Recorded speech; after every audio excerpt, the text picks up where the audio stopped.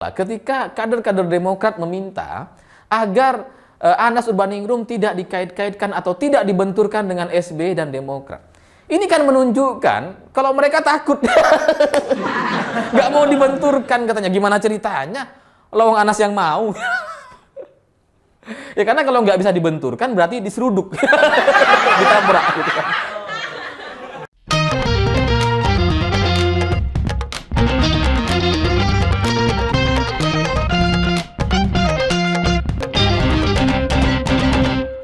Selamat malam para mantan, selamat malam untuk semua mantan-mantan kalian yang kalau dia kepanasan, dia buka baju. Terbuka, panas, gerah gitu ya.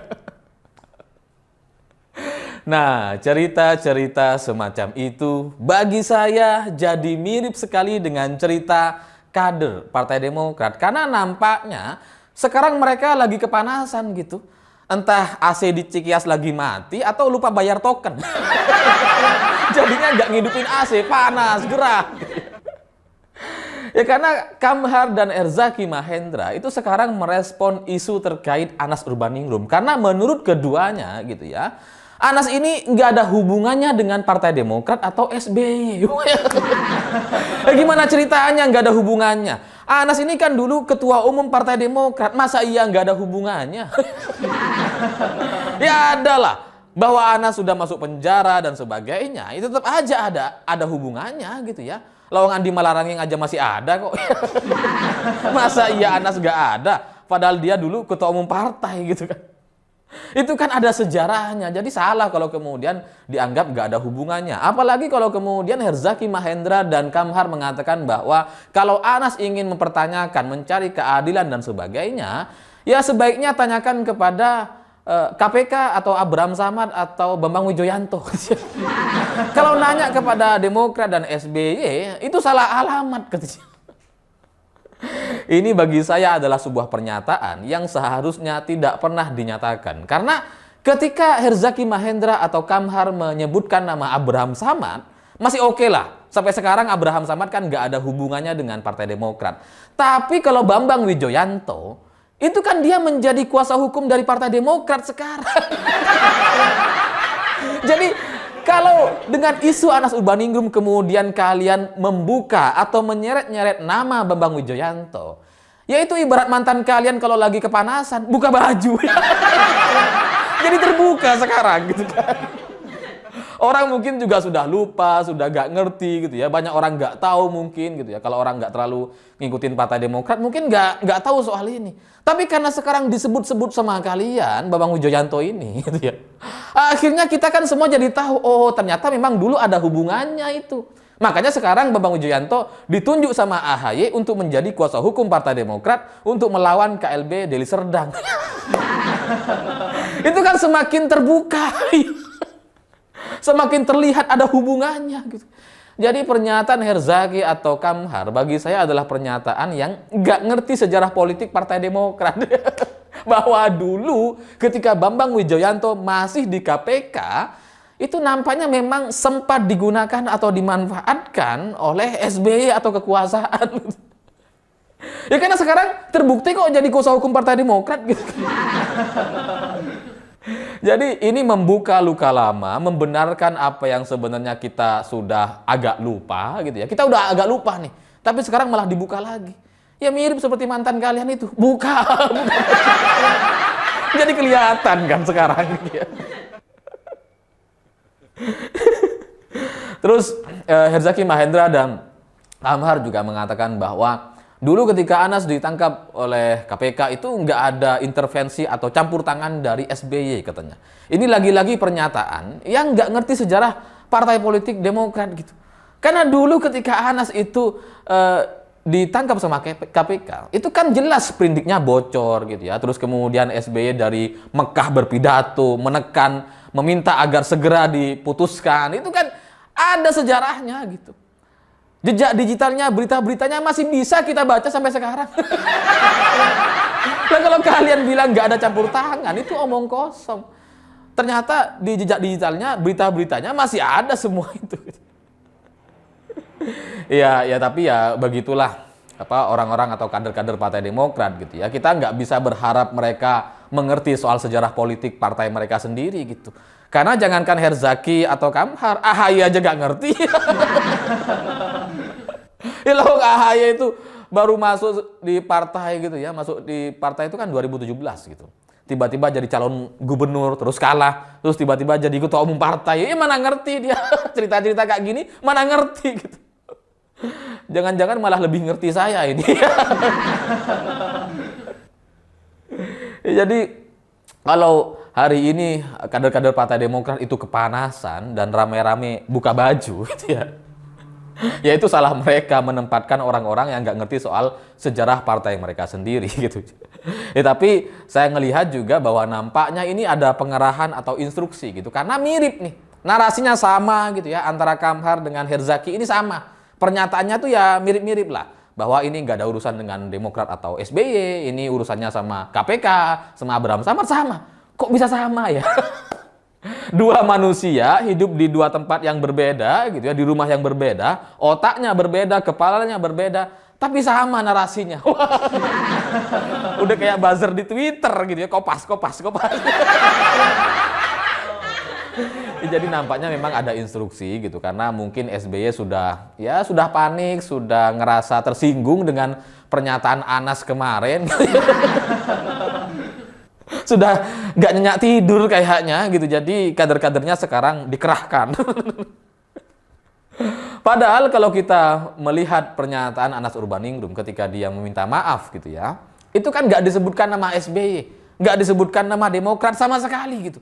Anas ketika menyampaikan pernyataannya baik di media atau ketika dia pidato sama sekali belum pernah mengucapkan nama SBY atau Demokrat. Lah kalau sekarang kemudian Demokrat kepanasan, itu kan menunjukkan kalau mereka udah ngerasa itu kayaknya di internal udah panas. Ayo buka baju semua. Jadi kebongkar semuanya. Jadi ya itu biasa aja bagi saya gitu ya. Bagi SBY sebagai orang yang seorang pimpinan yang berada di puncak gitu ya. Memang selalu menggunakan orang-orang lain untuk melakukan sesuatu. Kalau SBY-nya sendiri belum mau merespon gitu, karena ya itu seperti apa yang disampaikan oleh Anas gitu ya, suka nabok nyilih tangan. Itu karakter seorang SBY gitu, sehingga sekarang terulang lagi dan itu menunjukkan bahwa apa yang disampaikan oleh Anas dalam pidatonya di Lapas Sukamiskin kemarin itu nampaknya sebuah pernyataan yang sangat menggambarkan karakter seorang SBY. Jadi Anas ini kayaknya paham betul soal apa yang dilakukan oleh SBY gitu. Sehingga ya sekarang juga akhirnya terbukti. Kader-kadernya sekarang yang dikerahkan. Nabok nyilih tangan. Jadi bagi saya gitu ya, urusan Anas itu jelas dengan SBY. Kalau KPK itu cuma alat. Kalau dulu KPK itu diintervensi, ditekan untuk segera memutuskan gitu ya. Ya itu cuma alatnya saja gitu. Sama seperti yang disampaikan oleh Anas. Itu menggunakan tangan orang lain untuk memukul gitu. Jadi pada akhirnya ya kalau Demokrat tetap ingin bermartabat gitu ya, mungkin saran saya SBY itu dipecat dulu lah. Diganti sama orang lain gitu. Ibas juga dimundurin dulu lah gitu ya, nggak jadi wakil ketua umum Partai Demokrat. Sehingga setelah itu mungkin bisa bebas gitu. Oh sekalian Andi Malarangeng juga dipecat dulu. Baru setelah itu mungkin bisa kalian bilang bahwa ini nggak ada urusan sama Partai Demokrat. Kalau ada urusan dengan SBY atau Ibas ya silahkan. Tapi itu bukan kader Partai Demokrat sekarang misalkan. Mungkin kalian bisa beralasan seperti itu. Tapi kalau SBY dan Ibas masih ada di sana, ya jelas ini urusan Partai Demokrat.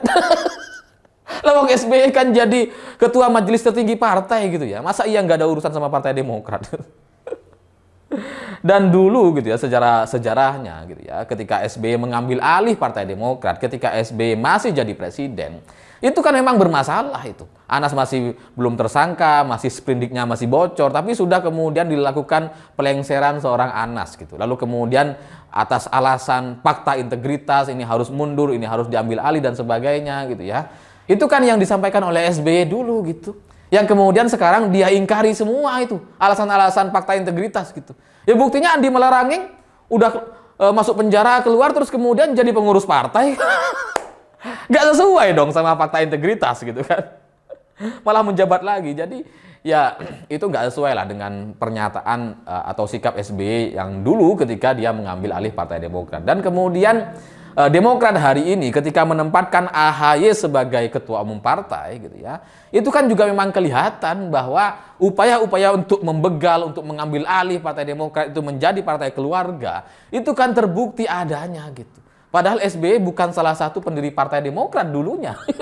Dia cuma jadi capres aja, terus kemudian berkuasa, terus diambil setelah itu. Jadi Anas Urbaningrum dan kawan-kawannya gitu ya, ketika memberikan pernyataan gitu ya, dan kemudian sekarang direspon dengan begitu panasnya oleh kader-kader Demokrat, bagi saya ini agak membahagiakan karena ini untuk yang pertama gitu. Kalau dulu ketika baliho itu kan belum ada respon gitu ya. Ketika ada surat belum ada respon. Tapi sekarang setelah Anas keluar sudah pidato, nampaknya kader-kader Demokrat sudah kepanasan atau dibuat panas sama pimpinannya. AC-nya dimatiin biar kadernya panas. Jadi ya menyenangkan melihat Partai Demokrat itu sudah bereaksi, sudah emosi, karena ini akan menunjukkan bahwa politik ke depan akan semakin seru. Lebih dari itu, yang menurut saya juga sangat-sangat membahagiakan atau menyenangkan adalah ketika kader-kader Demokrat meminta agar Anas Urbaningrum tidak dikait-kaitkan atau tidak dibenturkan dengan SBY dan Demokrat. Ini kan menunjukkan kalau mereka takut. Nggak mau dibenturkan katanya. Gimana ceritanya? Lawang Anas yang mau. Ya karena kalau nggak bisa dibenturkan berarti diseruduk. Ditabrak. Gitu kan. Dan ini sekali lagi sesuai dengan pidato Anas sebelumnya. Bahwa Anas itu meminta agar pertandingan itu harus fair, harus terbuka. Dan nggak boleh menggunakan orang lain atau pihak ketiga. Jadi ya sebaiknya gitu ya SBY ya harus berhadapan-hadapan langsung lah dengan Anas gitu. Jangan nyuruh kader-kadernya, apalagi kader-kader yang nggak ngerti soal sejarah politik Partai Demokrat. Sampai kemudian memberikan pernyataan-pernyataan yang blunder gitu, yang salah. Masa Bambang Wijoyanto diseret-seret lagi jadi. Kan orang jadi ngerti, oh, dulu memang ada hubungannya kayaknya.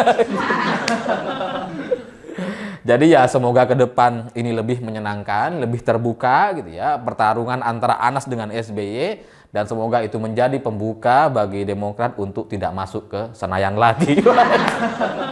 Saya pikir itu. Terima kasih sudah menonton. Begitulah kura-kura.